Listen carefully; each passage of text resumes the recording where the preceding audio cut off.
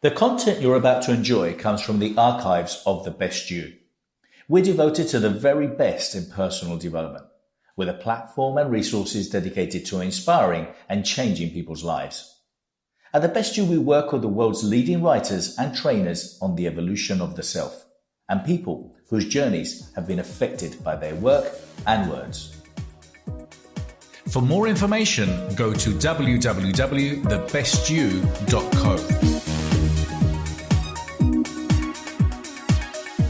Brian Mayne is an inspirational speaker, author and leader of the science of positive thinking and goal achievement. Brian's world-leading whole brain success system, goal mapping, is used by blue-chip organizations such as Microsoft, Siemens, Disney and Coca-Cola, as well as in educational establishments, sport and fitness groups, and health and personal development forums. Brian is a winner of the National Training Award in the UK and was voted UK Speaker of the Year by the Academy of Chief Executives and pursues a personal goal of helping lift 7 million lives. He's the author of 4 books, which are written or translated into 8 languages, and his workshops and presentations, just like his writings and recordings, are valued for being simple in their message, practical in application, and effective at delivering transformative results. Brian has a phenomenal story, really. I've interviewed so many great people, but he is such an eloquent speaker. But apart from that, he came from nothing. He's a traveler. He started to learn to read and write at a very late age. He pretty much lost everything, started all over again, reinvented himself, shared the stage and has shared the stage and continues to share the stage with the biggest thinkers on the planet. And he's just a great, inspiring story. So enjoy this phenomenal interview with Brian Mayne. Hi, I'm Bernardo Moya, and welcome to Inspiring People. Today I'm here with Brian Mayne, international speaker and author. Hi Brian, how are you? Yeah, great, thank you. Thanks for coming today. Good to be with you. Tell me about your early days and how things started with you when you were young. I grew up in a travelling funfair family. On both sides of my family, I'm related to the 2 main UK circus families. So on my mother's side, I'm related to Smart Circus, and my father's side to Chipperfield Circus. I've never been involved in the circus. My ancestors operated travelling funfair equipment, and we've done that for some generations. And so growing up, I moved around a great deal as a child. Always had several homes each year. We operated amusements at the seaside, so I had a home there for about 4 months on the Isle of Wight. One travelling around on the fairs for about 4 months, and then a third home not far from London where we had a piece of land and a bungalow, and that was our winter base. And so always a lot of different homes, different schools and different friends. Do you have brothers? Yeah, I've got a brother and a sister, and we all experience the same pattern with 3 major moves each year. We'd go to the Isle of Wight for the peak summer season. We'd do the fairs a little bit after that and a little bit before, and then we would park up for the cold weather months. So always 2 or 3 different schools each year, and because of the moving, I really struggled with the education in a way that my brother and sister really didn't, because I have dyslexia, so I found the spelling and the reading and writing particularly hard, and I found more and more behind the other kids. And around about 13, I dropped out of education, which is quite typical for the travelling communities. The tradition there is that you leave school early and you go and work with the family to learn about the business. And that's what my older sister did, and my younger brother also did that. But once I left school, my ability to read and write really deteriorated to the point where by 18, I'd pretty much lost it. At 18, I couldn't fill out a checkbook. To spell very simple words was beyond me. But I was quite determined I would do something with my life. I was quite embarrassed about not being able to read and write. But I was inspired by my father, who was also illiterate, but quite business-wise, and his business on the Isle of Wight at the seaside had really grown. And being the oldest son, I was expected to take on and run the family business. And so when you left school, what did you start doing? Well, at first I was helping to run the amusement arcades and gift shops and cafe that we had, and the different amusements attached to those. But at 19, I took the family business in a new direction. And I become what was, and I think still is, the youngest person ever in the UK to be granted a liquor and entertainments licence. And I opened up a disco at 19 with a very simple business plan, which was to party hard. Yeah. And I thought I'll set a good example by partying hard myself, which really weren't difficult at 19. And everybody would join in. And they pretty much did. And we opened on the crest of that new romantics wave in 1981. And I opened a very alternative club. Being 19, I just didn't give a damn about much, to be honest. I got a load of old fairground junk, waltzer cars and bumper cars and a hot dog kiosk and that type of stuff. And I put that in as the decor in the club. We had a very alternative music policy. People liked it. Came from all over. We were in all the music magazines at the time. We had pop stars coming to the place, and we've become very successful. And I stayed in that business for 13 years. Wow. Then what happened? A lot of change came. In the late 80s, early 90s, the industry that I was in, the disco industry, really changed. It went from the disco scene into the rave scene. We were always into what was new, and so we flew a flag for that, not realising how different it would be from what we'd done in the past. We were so busy at the time, we were turning away 1,000 people a week. Thursday, Friday, Saturday, we were full within 1 hour of opening, and the surplus, about 1,000 people, would get turned away. And so it seemed like a good idea to open a second venue for those 1,000 people to go to. And I think it was a good idea, but it wasn't a good time to do it because as we opened the second venue, the recession of the late 80s, early 90s started to bite.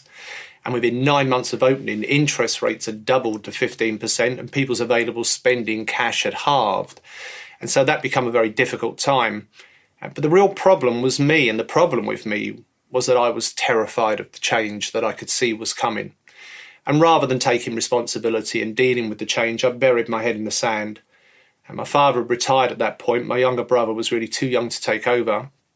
I wasn't steering the ship, and the whole thing started to slide. And after a couple of years, I was forced to lift my head from the sand because I woke up one day and it was all gone. About age 29, the business had collapsed. The savings were all gone. The possessions got repossessed. I lost my home. My marriage fell apart under the pressure. I moved back into my old bedroom in my parents' house on charity, signed on to income support for the first time in my life, ended up £1 million in debt after the receivers had sold everything. So once they sold all the personal assets, properties, cars, everything, there was still £1 million left owing. Mentally, I found that really hard. I'd had a strange upbringing, moving around, quite illiterate, but there'd always been plenty of money. And suddenly there was none. And it's a small place, the Isle of Wight, where I was living, and everybody knows everybody. But I become very embarrassed. No home, no wife, no money. And again, I hid from it all. I pulled the blanket up over my head. I stayed in bed as much as I could, hoping it was some sort of bad dream and would be different each day when I woke up. And of course it wasn't. And I kept that up for some months. And then eventually some friends come round calling one day and they basically said, take stock. You've got £1 million of debt hanging around your neck with nothing left for security. You've got no qualifications because you never finished school. You've got no formal work experience because you've only worked for yourself or your father. Were you still literate? Yeah. The crowning piece was, they said, there's nothing you could put on a CV and let's see if you could put one together because at age 29 you still can't read and write properly. And what they convinced me was a great idea, was to join their sales team that they'd started up. Commission only. So if you're not selling anything, you don't earn anything. And I was hopeless at it. I joined them pretty much out of desperation. But I really wasn't any good at it because I had a very negative attitude. I was blaming the world for my sorry situation and wanting to moan about it at every opportunity. And I quickly started to realise people like to buy things from happy, positive people and not miserable, moaning, negative people. I smile about it all because it turned out to be a great blessing. Yeah. It was a life-changing event for the better for me because in joining this little sales team, I was introduced to the philosophy of positive thinking and the science of goal setting. And that was just such a revolutionary moment for me. I remember the exact occasion about 2 or 3 weeks after joining the sales organisation. They put on a personal development workshop. They brought in a freelance trainer, one of the pioneers in the UK, teaching down-to-earth, practical personal development. And to be honest, I didn't want to be there, but some of the things he started to say made a lot of sense. And the first thing that he said that made me sort of sit up, open my mind a little, and focus was this. He said, if you think you can, you can. And if you think you can't, you can't. And either way, you prove yourself right. And I'd heard it before. and most other people have heard it before, but the difference was, well, it came at a time in my life when I was looking for some answers, but the big difference was that this guy put a little bit of additional information, some simple science to back up what he was saying. And what I was helped to understand, and I've since researched and studied and developed, and I now speak around the world on it, is that inside of our head, we each have around about 100 billion brain cells or neurons. Each one grows a little tail and branches that come out. And when we have a thought, an electrical impulse starts in the heart of the brain cell, and it wants to make a connection with another brain cell. But there's a slight gap that separates all the brain cells. It's called the synaptic gap. If the thought that we think is positive, whether that's a positive thought about ourselves as a person, our life, an area of our life, or a specific situation that we're facing, like a challenge in our life, if our thought is positive, our brain releases a chemical from the end of the brain cell arm called serotonin. Serotonin is the chemical that gives us the feeling of happiness and well-being. It's the chemical that's released when people take antidepressant drugs. But it's also a neuroconductor. And so when we think positively, we naturally release serotonin into our brain. And apart from giving us a feeling of happiness, it helps us to join the brain cells together. And that joining of brain cells, in turn, helps us to find answers to problems. It's how we find solutions. Anything that any of us understand about the world, or ourself, or a situation we face, is created through the connection of brain cells. And when we set a goal, that helps us to maintain the connection and to create more of them. And so we start to form understanding, we start to generate ideas, and the serotonin helps us to find the motivation to put those ideas into practice. Let me, because I want to go back to the situation where you came across, if you can, you can, if you can't, you can't, and it's down to you. So you were a salesperson, late 29s, and then all of a sudden you decide this is very interesting. And I suppose obviously you had kind of a eureka moment where you think, this is all new to me, this is really inspirational. What happened then? I'm more interested in what happened next. Well, it was inspirational. I did think it was all new. Afterwards, in researching, I found out that actually it's old. And people in all different cultures around the world have known this stuff over the years. At first, although it was a bit of an aha moment, to be honest, I was skeptical. Because I thought, why haven't I seen this before? If it's so important, and it seemed to me to be important, why haven't I been told about this? Why wasn't I shown this at school? The right side of the brain's basically in two halves. And the right side of the brain, the leadership brain, is the side of the brain that's also connected to gut feel, to intuition. And my right brain was saying it feels right.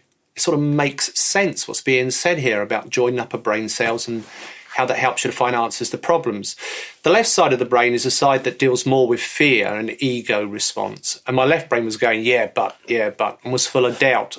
And so at first I had a bit of war going on between the two halves of my brain. But then I made a simple deal with myself, and the deal was I will play full out, 100%, at this positive thinking philosophy that's being suggested and goal setting, and I'll do it for a year. And you'll start implementing that within your sales. I use it. I use it in all the areas of my life, and we'll see what difference it makes. I'll treat my life as a bit of an experiment. I mean, partly out of desperation, because I was thinking, what else am I going to do? The traditional route of learning hadn't worked for me. I wasn't interested in going back to night school or anything like that. And I was struggling within the sales activity, because the truth of it was, although I put on a bit of a cocky front, it wasn't confidence. It was bravado and arrogance, because inside I was desperately insecure, partly from the low self-esteem of not being able to read and write properly. Exactly. So how did you, because obviously now you're in sales, you've got this training, how did you move forward to not be illiterate? One of the key things that I learned was that when you set a goal, just in setting the goal, just in you telling yourself, I'm going to do X, you must join two or more brain cells together. And each day that you remind yourself, and there's a lot of depth in that word remind, when you rethink about your goal, it's like you recommit yourself, you refire the brain cells, and they start to form connections. And brain cells that fire together, wire together. And so if you will tell yourself over and over again what it is that you're going to do or achieve or the way you're going to be, that starts to form an established connection in your brain. And I decided the main goal for me wasn't to improve my sales. It was actually the main goal for me was to learn to read. Okay. Because that seemed to be the key skill in taking my life forward. And so every day I told myself, I can read, I can read, I can read. It must have been kind of a big heavy weight on you, which you were dragging all your life, I suppose. Well, the challenge was my brain was screaming, no, you can't, no, you can't, no, you can't, because that was the truth. And I hadn't been able to for 20 odd years. But free will is a wonderful thing. And by using your free will and telling yourself you can do something and getting it down in the form of a goal, that starts to establish a brain cell connection. And as I formed connections in my brain, so the words come into focus. And I went through a huge change as I learned to read. Within a year, I was reading well. Within 1 year of setting the goal. How did you do that? How did I learn to read? Just by telling myself I could. And by connecting up the brain cells and releasing serotonin. Serotonin not only helped to form the brain cell connections, but it also formed the motivation, which helped me to pick up the books. And gradually the words came into focus. Now, I've been tested a number of times by one of the world's leading dyslexia associations. I still have dyslexia, but my brain's made some connections that have compensated for it. And as the words come into focus and I started to read, gave me a huge lift in my self-esteem and a new skill to play with that most people in their adult life take for granted, reading and writing, and they've done it for many years and so they don't think about it. But when I learnt at 30, it seemed like something very special. And I decided not to read rubbish. I banned myself from reading the newspapers because most of it's bad news. I thought I'll watch the news on the TV if I want to be informed. I'm not going to read magazines unless they're personal development magazines. I'm not going to read novels. I'm only going to read more of the stuff that's helping me, more personal development, self-improvement. The essence of personal development, I think, is very simple. If you develop yourself as a person, it helps you to improve the circumstance of your life. And although I was feeling good about myself because I'd learned to read, my circumstances really were dire. I was still in £1 million debt, and not only was I in debt, but I dragged my family down in the process because my parents had put all their savings and their home up for security, so they were about to be repossessed as well. And at 65, I was determined, they weren't going to lose their home. And so I threw myself into learning, but here's the key, applying the stuff that made sense. I didn't apply everything because some of the things that I read about I simply didn't agree with. They didn't make sense to me. But the things that made sense, I applied them. And I'm stressing this as the key because now as a speaker internationally on personal development, I go around the world speaking at very big conferences, and I sometimes meet people that have been into personal development for years and years and years, and they've spent countless thousands of pounds on it, and it's really not made much difference to their life because they're not doing anything with it. It's like knowing it's good to go to the gym and keep fit. It's not knowing that brings the benefit. It's doing it. And it's the same with personal development. A lot of people know it, but that does nothing for you. It's applying it. Can I interrupt you, Brian? So when you went through years, you actually studied, because I'm very interested in this process of what you went through. What happened then? Okay, so you learned how to read and write. What happened with you as a salesperson?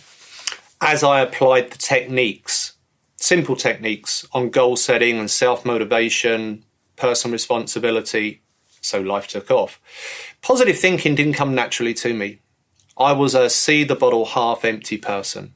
I just grew up that way. In fact, I was reading some information in the paper today about a new breakthrough they've discovered and a gene that people have, and depending on your childhood influences, you develop into seeing the bottle half empty type person rather than half full. And I was a half empty type person. And so I understood logically the benefits of thinking positively. The science really helped me to become clear about how you find answers to problems and motivation and do more business. But I found it very difficult. And so learning some techniques to apply that on a daily basis was key. And by applying it, my sales figures turned round from the lowest in the team to the highest. It is said that we live in a world our questions create. And it's true. Those that have succeeded in life, those that stand out, those that have made a difference, those that are inventing, those that are exploring, pushing the boundaries of reality, are based on those that have asked themselves empowering questions. In my new book, The Question, Find Your True Purpose, I help you find your true purpose, find your legacy. For more information, go to www.thequestion.co. If you're interested in working with me, contributing to the magazine, maybe speaking at any of our many events around the world, partnering or licensing The Best You, go to www.thebestyou.co. What happened then? Because you went through that process. How long were you working as a salesperson? Because obviously I assume, and I know obviously that during that period you carried on learning, but how long were you a salesperson doing what you were doing then? Would have been about 18 months to 2 years. And the change within a year, the change within the first few months was quite dramatic, because while I set the goal to learn to read, I was also applying the techniques in parallel to my sales career. And within a year, I'd made a dramatic improvement. This was when you're 31, approximately 32, yeah? So from 29 onwards, I started to use the material. By 31, I'm doing well with it. And then I went for a big change because somebody recommended me as a trainer to the Anthony Robbins organisation that had set up in London.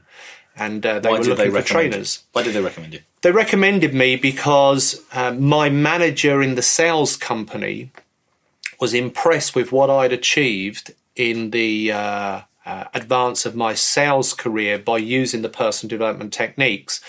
And he wanted me to start sharing those techniques with other salespeople in the same team, which I was doing. And I suppose because I hadn't been traditionally educated and although I could read and I could read fairly well, I still had really a basic level of education. And that made me explain things in very simple ways, which seemed to work very well for people, rather than taking a very academic approach and using 10 words where one would do. And so my training sessions that I was running for the rest of the sales guys become quite popular. And it was one of those, through another contact who knew someone in the Anthony Robbins organisation that had set up, that they were looking for speakers, suggested me. And so I went for the interview, they accepted me, and I started work as an Anthony Robbins trainer. And that was really the start of my training career, which would have been around about 1993. What I find fascinating with a lot of people like yourself is how, sometimes life can take you through a journey. And you don't necessarily have to start young or early. And if you look at yourself, I had somebody here who used to stammer till they were 15 or 16. They stammered and they couldn't put two words together. We've had people that started reading at 25, and you basically started finding your way in your mid 30s. Yeah. So I think that's very inspirational. I think people should take that into account. So all of a sudden, you get approached by Anthony Robbins, which some people may not know about, is the biggest coach, personal trainer in the world. Tell me how that must have felt amazing. Yeah, it did actually. And the thing that I haven't said, I suppose, is that throughout that whole period, I was scared. I wasn't feeling, confident, and it felt like personal development was the answer. And I started seeing results very early on, but I was very scared and unsure of what the future would be. And it was looking very dark. And I classed myself as very fortunate to receive personal development because my life was at a turning point and it was going down a dark path. And if I hadn't received personal development and learnt a little bit about myself and how I could turn things around and the principles that govern the process of success, I wouldn't be here today. I'd be in a very different place, I think. And so it seemed like a magical thing being offered the opportunity to go and work with the Robbins organisation. It really helped me to start training them professionally because I'd done it on a very amateur basis before that. I become very fascinated in how the brain works. But the thing that was the big thing for me was goal setting. And the question that I kept asking of Anthony Robbins and all of the other trainers, and I also worked with Stephen Covey's organisation for a while, teaching a program called The 7 Habits of Highly Effective People, and some other American trainers. And the question that I kept asking everyone was, why is it, with so much evidence around the world, not just evidence from successful individuals, top business people, sports people, but also from top universities, on how important it is to set goals, my question was, with all that evidence, why are we not teaching goal setting as standard in our education systems? You may be told to set a goal in school, but that's not the same as being helped to understand how your mind works and the principles of success. And while goal setting is a natural human ability, there's a right way and a wrong way. It's a bit of an art and a science.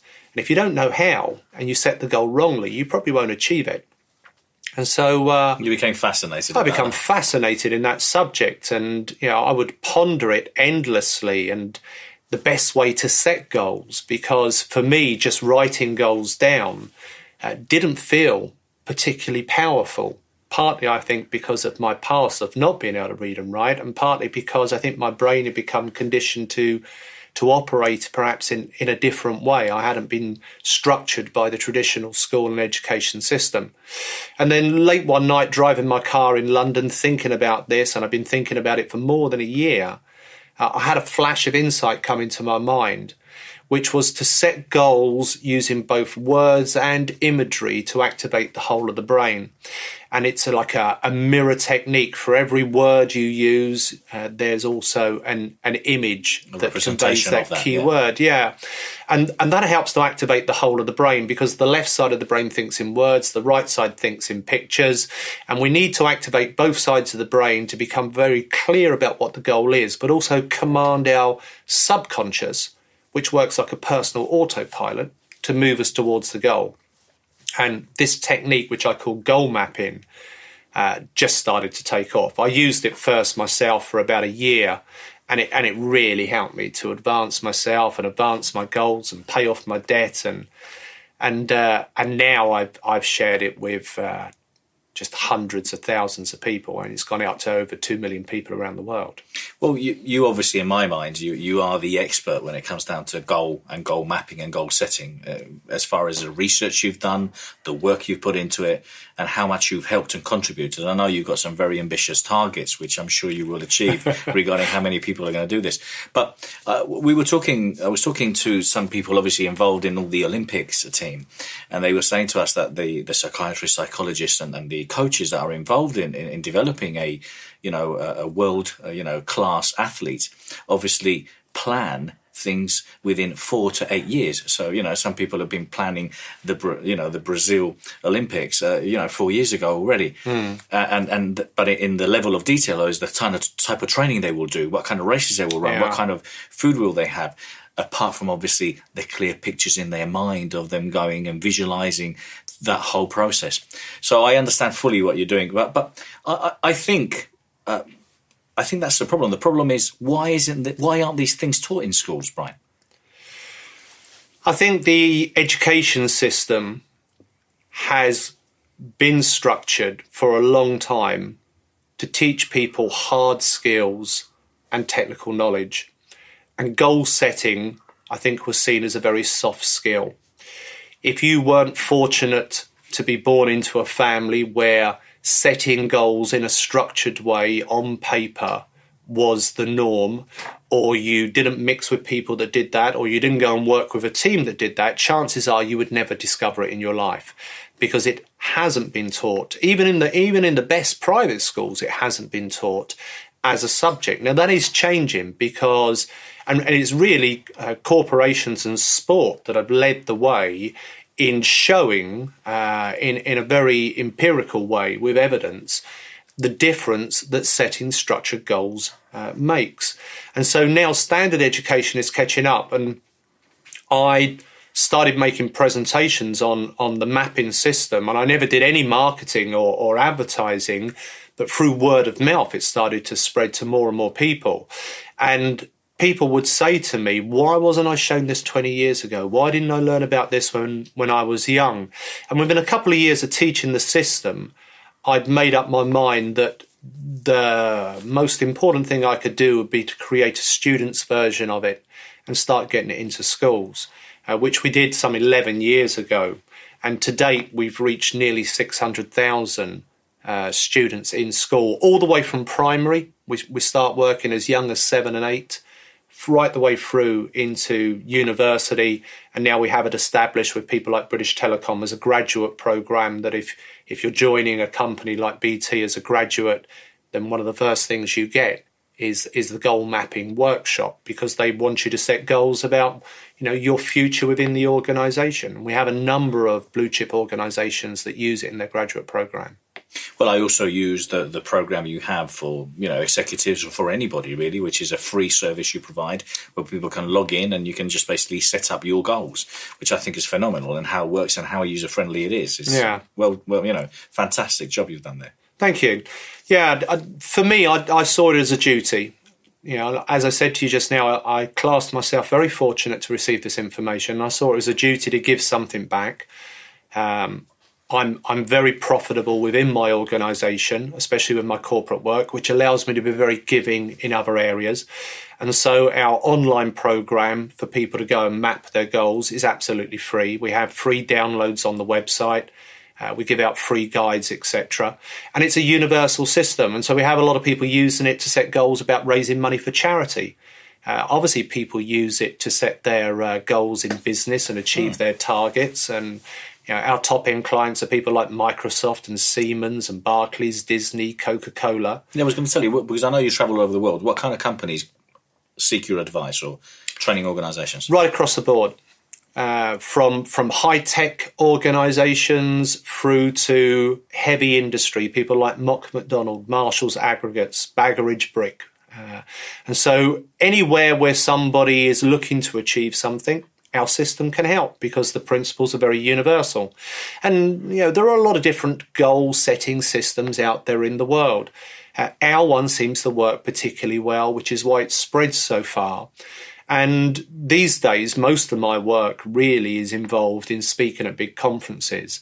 I do run corporate trainings and senior team workshops, but we also have a lot of other trainers do that, because we decided, where it was such a popular technique, we would license other people and other training companies to teach it. And so we now have over 600 people around the world that are certified goal mapping practitioners, and a number of different training organisations that are licensed to teach it. And so it's really spreading far and fast now. But it's the school work and getting it to youngsters that's still a great passion for me. I know that part of the process when you teach people goal mapping is the whole visualisation process. Now, we're familiar with visualisation. We know the power it has, and we obviously know how elite sports people and, people use it. Explain to me why, in your opinion, is visualization so important? In simple terms, it's because the subconscious part of the mind thinks predominantly in pictures. It will respond to words, but the major pathway to the subconscious is pictorial. And there is lots of scientific papers on this, but really you only have to check in with your own experience.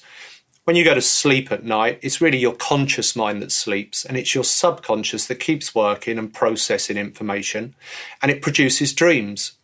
Do you dream in words or pictures?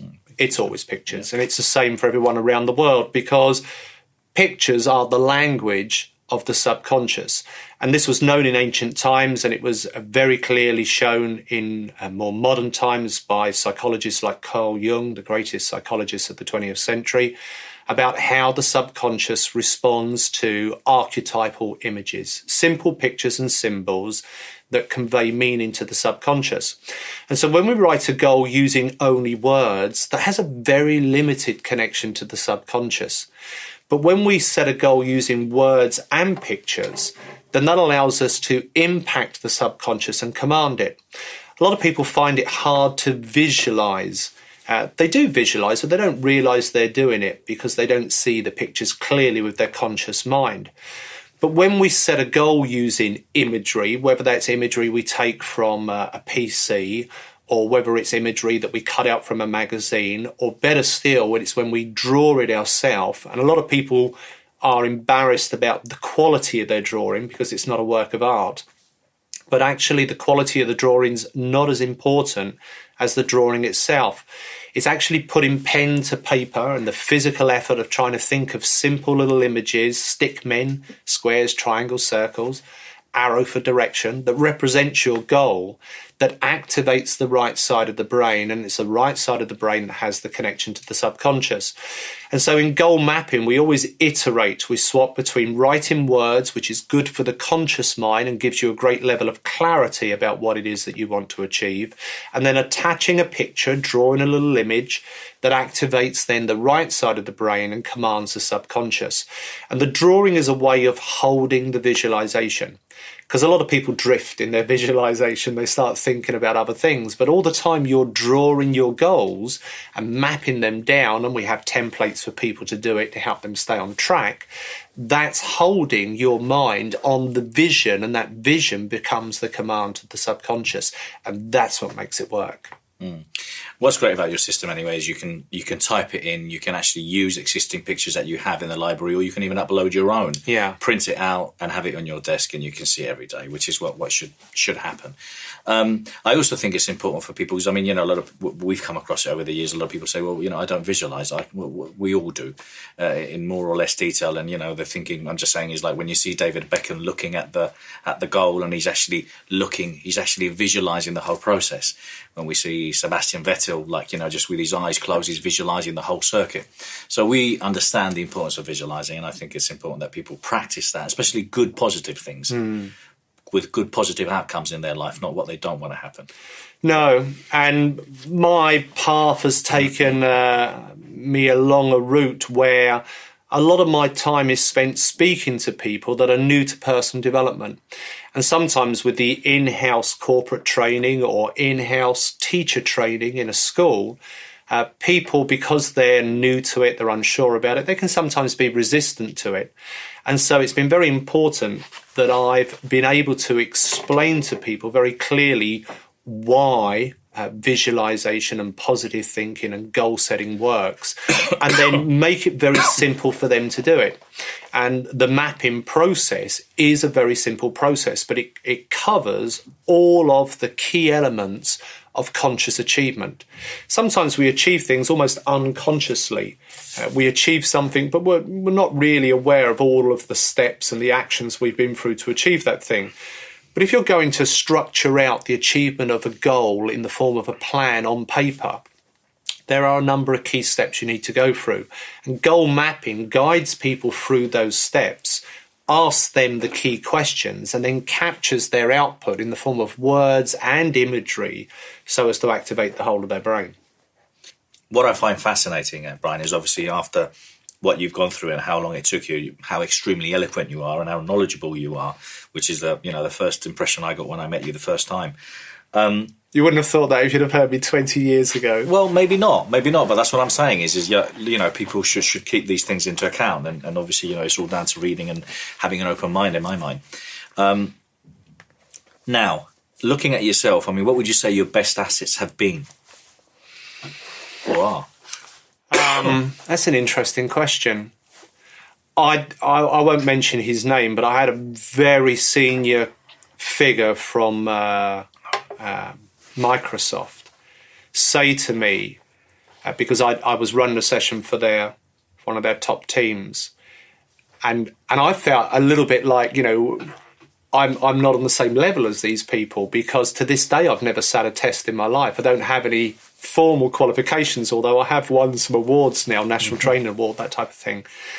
And what he said to me was, we find you very beneficial to us because you think differently. And I think actually not being taken through the traditional education system caused me to think differently. And I agree with something that I read in one of Jim Rohn's books very early on in my reading, which was that a traditional education can make you a living, but self-education can make you a fortune.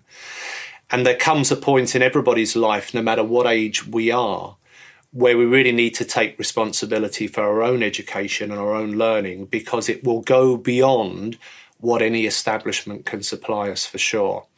And for me, the drive to better myself, improve my vocabulary, understand quite complex things, was really helped by not just wanting it for myself, but wanting to make this information accessible to other people.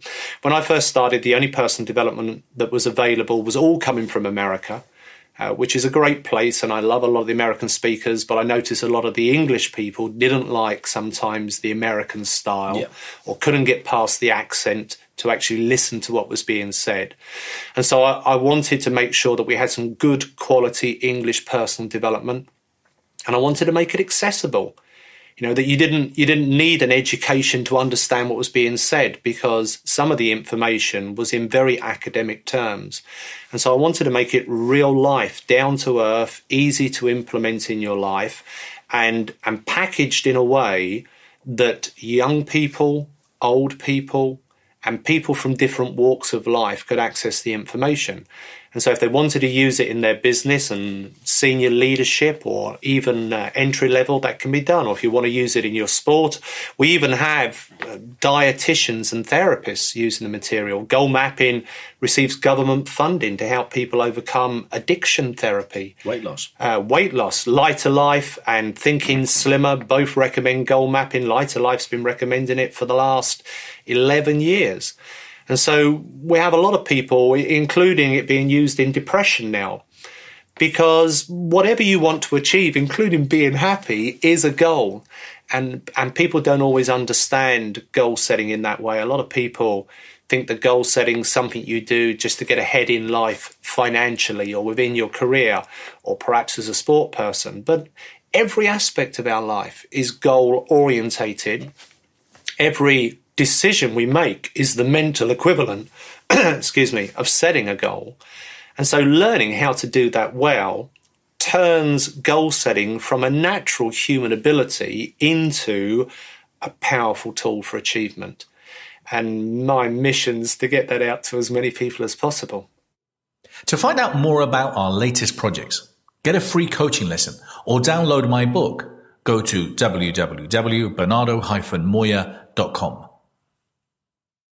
So would you say that your assets are that you're fully committed to what you're doing and making it accessible?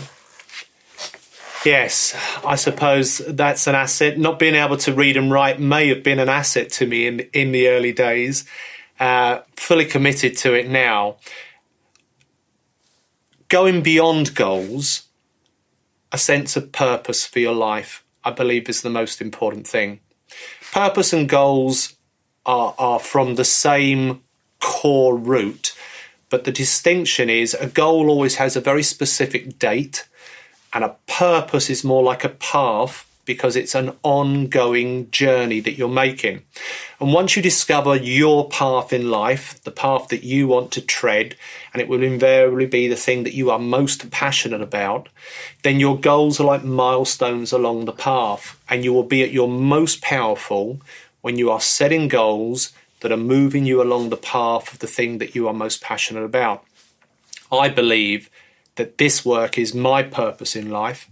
I managed to pay off my debt many years ago and got myself into a comfortable position, but actually I'm pushing myself more than I've ever done before, simply because I want to reach as many people as I possibly can. And I think it's my duty to do that. And so my goals are stepping stones along that path. And for me, having a purpose, that's a real asset, because a lot of people are just so lost in life. And that's going to bring me on to the next question, Brian. We were talking about the education and how you have managed to implement in schools. What do you think the problem, or, how could we improve education in schools? What do you think's missing? I think one of the challenges is that, and a teacher was saying this to me just a little while ago, that the whole league table system has become a little bit unbalanced, and schools are pushing people through exams to have their place within the league table. But what the teacher said to me was, we're really not teaching the subject anymore. We're just teaching students how to pass the exam. And it means that we're really not educating our children in a thorough way. And the thing that is really lacking is teaching children how to think for themselves. We're teaching them how to follow systems. And this shows up in the graduate program in a lot of the graduate programs that I run for various organizations, if you give those graduates a task and a set of instructions, and you say, start here, finish over here, they will all do it and do it really well. If you throw that set of instructions away and they've got to think really creatively, which is a right brain activity, to find the solution, probably only 25% can do it. Those 25% invariably become great leaders for the organization. The other 75% are good managers. But we could be producing much better leaders in this country if we had a more balanced education system. What's been shown very clearly by science for a long time now, and some of the pioneers like Georgy Lazarov and Spiri, who won prizes, Nobel Prize for their research into brain activity, showed that the brain's like a muscle. The more we use it, the stronger it grows. The less we use it, the weaker it becomes. One of the challenges that's happened in education is that some years ago, and the intention was good, it was to get more people through into higher education and to help social mobility. But a lot of the right brain activity that works the right leadership side of the brain, music, sport, art, PE, drama, were all reduced so that we could have more time spent on all the left brain activity like science and maths and physics and biology, etc. And so we have a whole generation of students coming out of the education system now, very strong with their left brain, but quite weak with the right brain. And the challenge is that the right brain, being the leadership brain, looks forwards, and the left brain, being the management brain, tends to look backwards at past experience. And so we have a lot of people that are not really forward thinking in the way that they could be. And I believe the future for us in this country is innovation. And again, today was hearing some news about a fantastic organisation and the innovation they've just gone through in creating a new engine that they believe will be the engine, the type of plane engine for the future. And, you know, that's an innovation process they've gone through to create that engine. And if we have more people thinking in those ways, and it's not just right brain, we need the left brain strategy as well. And it's the balance between the two that helps us to be effective.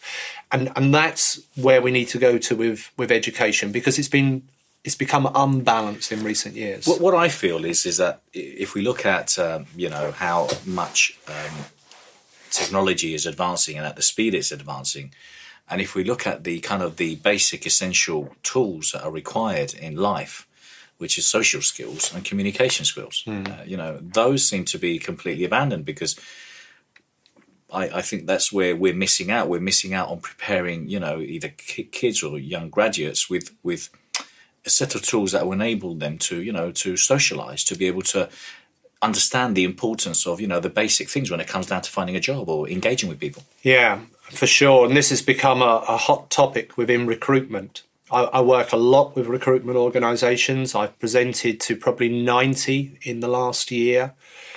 And the thing that I'm hearing from them all was summed up very nicely by the MD of one of the largest ones, Reed Recruitment. And I was reading it in the back of the British Airways magazine in their business section. And what he was saying was that employers are now prizing mindset over skill set. Absolutely. They're prizing the ability to hold a positive attitude, to be self-motivating, to know how to set goals. They're prizing that over skill set and qualifications. And the reason is very simple, and it's what you just outlined. Technology is moving so fast that whatever skills and qualifications you may join an organisation with, they will need to teach you new skills and how to work new systems within 5 years, because all of that's changing regularly. And it's much easier, of course, to teach someone skills than it is to help shape their attitude. And so if there are two candidates, one with the skill set but lacking the attitude that the company is looking for, and the other with a real positive can-do attitude but short on some of the skill set, they're taking the candidate with the positive attitude and then teaching them the skills that are needed. And fascinating, because what I've been reading as well is that if you look at companies and organisations now, the real value isn't necessarily in the profit and loss. The real value are in the assets, and that is an asset. Being able to communicate, be able to engage with people is an asset. Yeah. It's not so much your P&L, which is your degree. And that's what I think is something that is really happening. Brian, who inspires you now? What inspires you? Actually, it's the stories that I hear from not famous people, from ordinary people, how they faced adversity, especially quite often young people, and been prepared to sacrifice something themselves in helping others. And I see people of all ages doing things that just amazes me. I look at my own life and people think that I've gone through lots of change, and I have. But it's when I look at other people's lives that I become really inspired. And I am inspired by great world leaders, people like Nelson Mandela I find very inspiring.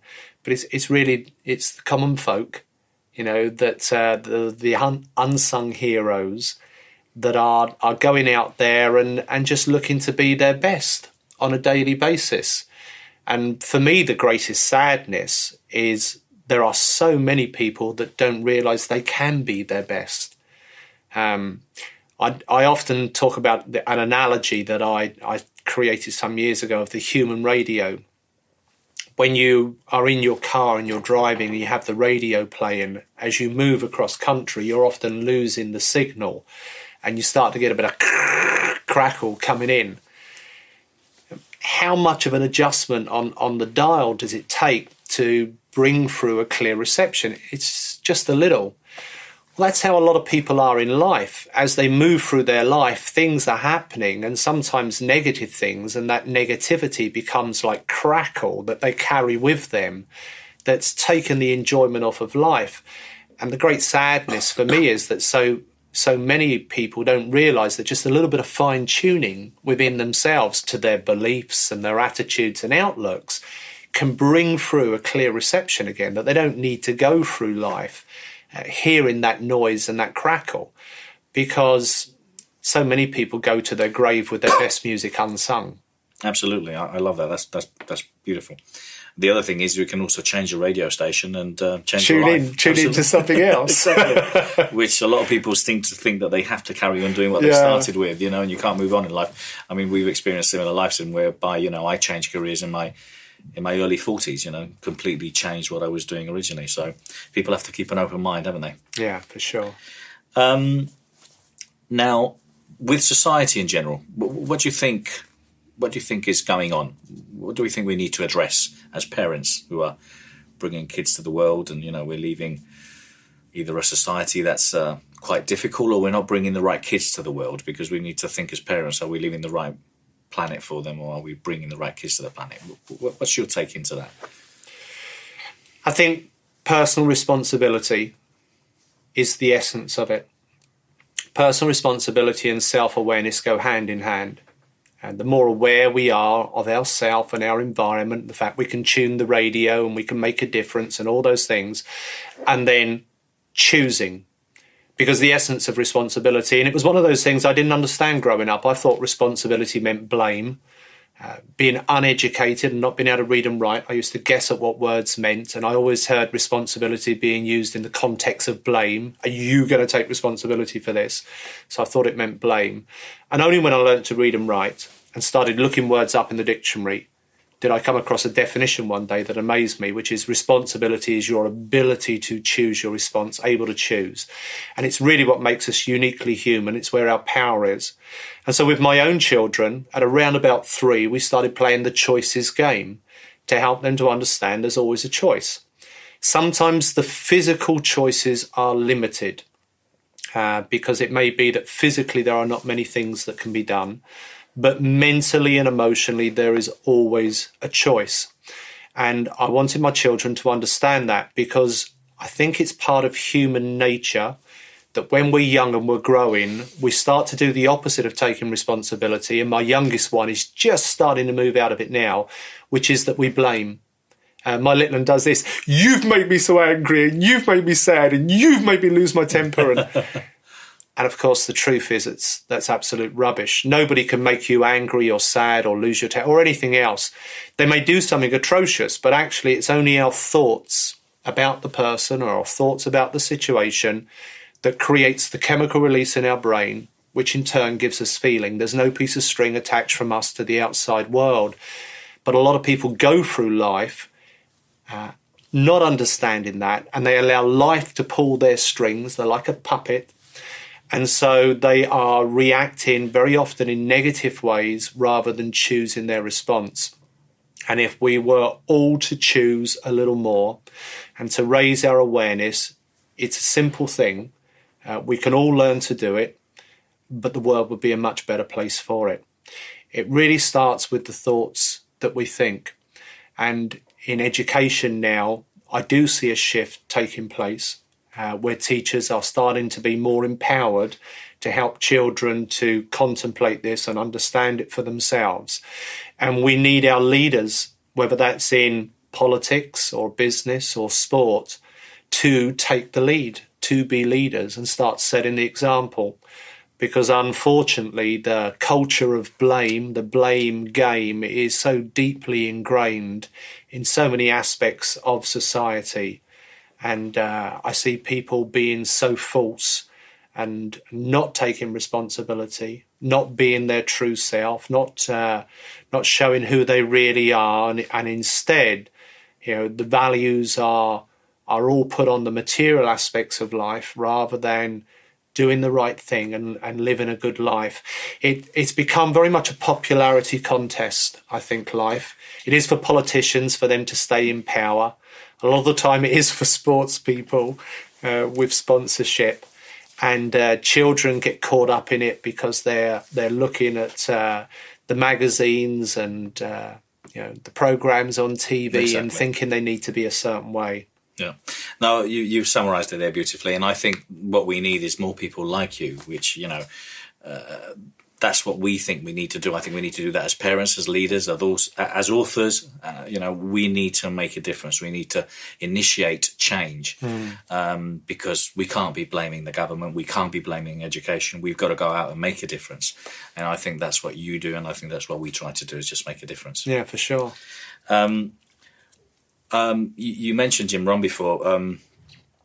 If you could meet or talk or have some time with anybody in history, who would it be? Who would you like to spend an evening with or have dinner with? I think maybe Gandhi. Yeah, I find him very inspirational.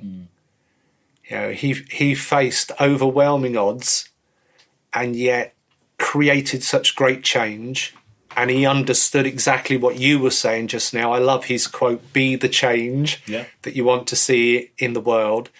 There's a lovely story where a mother came to him and said, "Can you tell my son to stop eating sugar?" And he said, "Bring him back in 2 weeks." And when she brought her son back to Gandhi in a couple of weeks, he said to her son, "Stop eating sugar." And she said, "Why couldn't you have said that 2 weeks ago?" And he said, "Well, it's taken me 2 weeks to stop eating it myself." So I think he was a guy that really led by example. And there are lots of figures throughout history that I would love to spend time with. But in terms of recent history, he would be the one for me. Brilliant. What would you want your legacy to be, Brian? That I made a difference. I've put a target on it for myself because for a long time I had that my purpose was to make a difference. And it stopped motivating me for a little while because I thought, well, I've done that. I've made a difference to some people. I've got letters at home from them saying it's made a difference. So, I've done that. So I put a target on it of 7 million. I want to help lift 7 million lives, to give a lift to 7 million people if I can, with the simple systems of success that I've developed.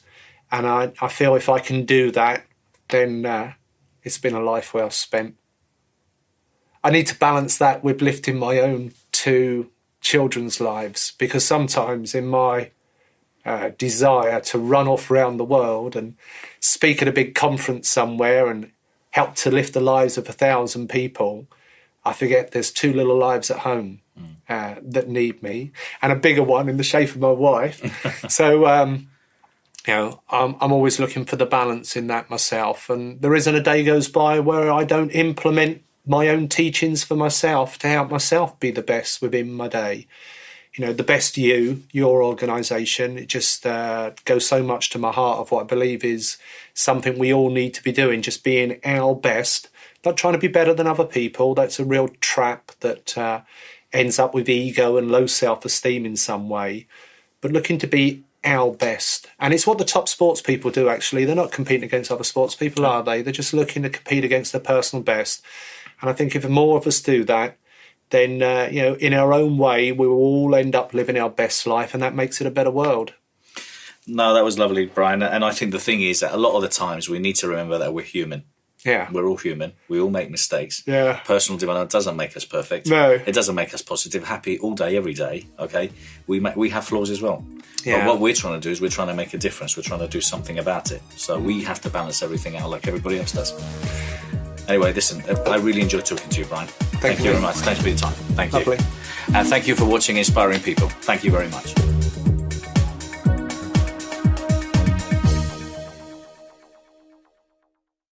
For more information, go to www.thebestyou.co.